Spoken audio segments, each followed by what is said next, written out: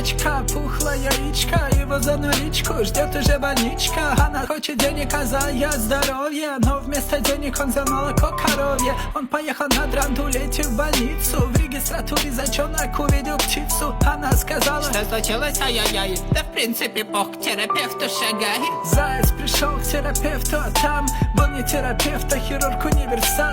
Он сказал: расскажи, что произошло, когда тебе, заяц, стало вдруг нехорошо. Заяц говорит: ситуация такая, очень непростая, для меня плохая. Вышел как-то на крыльцо почесать яйцо, вижу, что яйцо больше, чем мое лицо. Врач говорит: ты, главное, дыши. Я же не врач, это просто для души.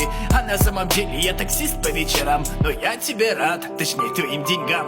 Где, кстати, деньги? Почему-то их не вижу. Заяц говорит: я деньгами обижу, я бедный бедняк, у меня только молоко. Помоги, пожалуйста, есть же добро. Врач говорит: сделаю добро за нам. Если нет денег, то иди отсюда, мало.